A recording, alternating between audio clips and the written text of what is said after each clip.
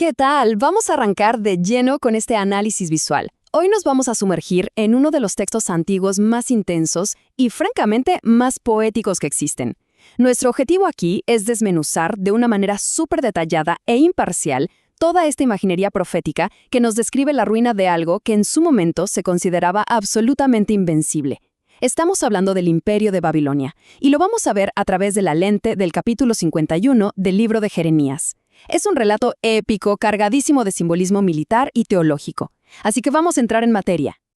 Para entender de verdad la magnitud de este texto, escuchen nada más su línea de apertura.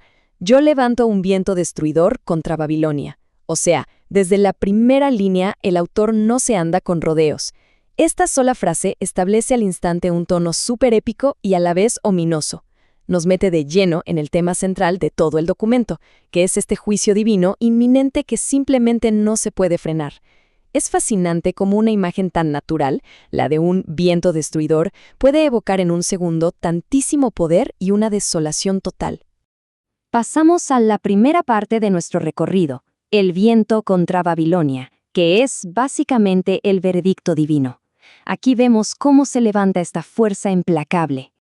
Y el texto no nos da ni un respiro. Construye la acción lanzando una serie de órdenes de batalla cortísimas y agresivas que vemos en los versículos 11 y 27. Escuchen el ritmo. Limpiad los saetas, embrazad los escudos, alzad bandera, preparad naciones. Utiliza este paso rápido, casi entrecortado, para generar un impulso militar tremendo. Crea una tensión palpable mientras uno lo lee. Casi podemos escuchar el ruido metálico de las armas preparándose.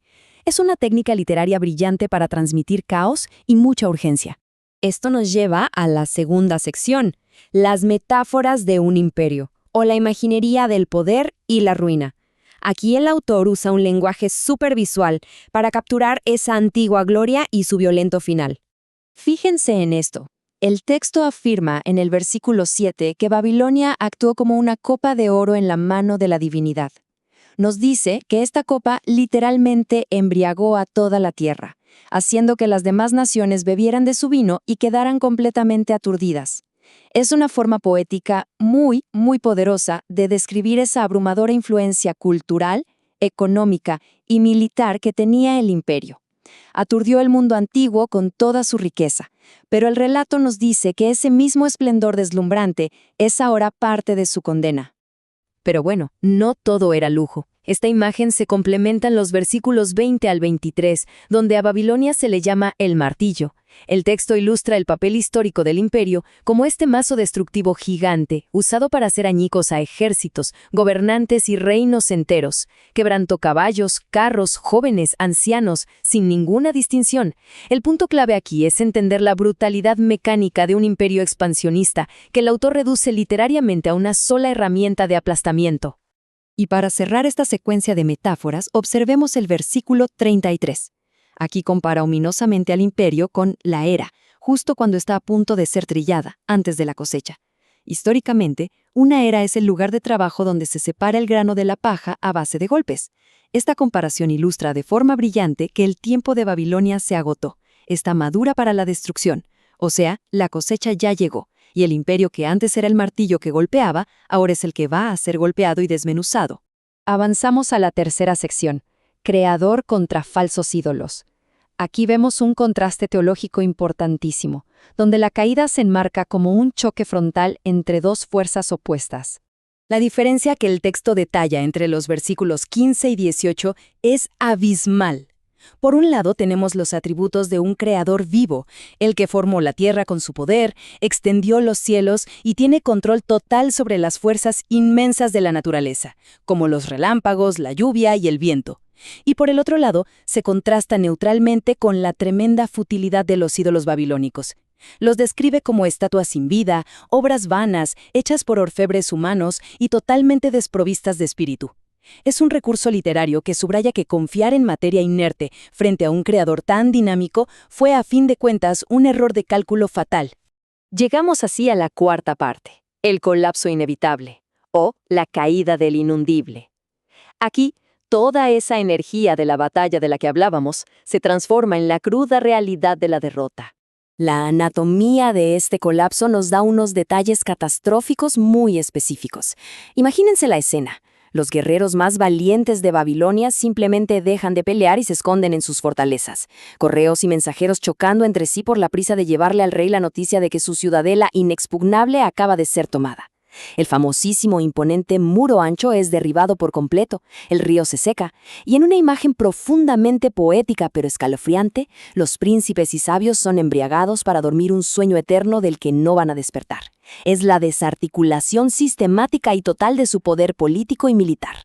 Y el punto culminante de toda esta ruina se resume en una imagen impactante en el versículo 25. El texto declara que la montaña destructora, refiriéndose al imperio que dominó la tierra, va a ser reducida a un monte quemado. Es una inversión total de su destino. Se va a convertir en un paisaje tan desolado y tan arruinado que el texto asegura que nadie tomará jamás de ahí ni una piedra para esquina ni para cimiento. Nunca más volverá a ser levantada. Y así entramos en la quinta y última sección, el libro en el Éufrates. Este es el acto final y definitivamente la parte más cinematográfica de todo el texto. Resulta que hay un procedimiento súper específico que un oficial llamado Seraías tiene que seguir. Es muy metódico. Paso 1. Escribir todo este desastre inminente en un libro o rollo. Paso 2. Viajar directamente al corazón del imperio y leerlo en voz alta en plena Babilonia. Paso 3. Tomar ese libro y atarle una piedra muy pesada. Y el paso 4, arrojarlo con todas sus fuerzas justo en medio de la corriente del río Éufrates. Es un momento fascinante, porque traduce una profecía que es inmensa y algo abstracta en una sola acción que es visible y tangible. Convierte las palabras en un objeto físico que sentencia una ejecución ineludible. Y justo al arrojar el rollo al agua, Seraías tiene que pronunciar esta potente declaración final. Así se hundirá Babilonia, y no se levantará del mal que yo traigo sobre ella. Esta imagen del pergamino hundiéndose en las aguas profundas del Éufrates, yéndote rápido hacia el fondo por el peso de la piedra, simboliza de una manera brillante el silencio eterno y la ruina inevitable de lo que alguna vez fue el imperio más soberbio del planeta. Se hunde para no volver a subir jamás a la superficie de la historia. Todo esto nos deja con una reflexión final enorme. ¿Qué tan frágiles son realmente los imperios humanos que parecen invencibles? Al analizar a fondo este texto antiguo, mucho más allá de su valor literario, nos topamos con una advertencia histórica que no tiene fecha de caducidad. Lo que hoy nos parece inquebrantable, ya sea una maquinaria bélica gigantesca, una economía global o un muro ancho y alto, puede simplemente desmoronarse.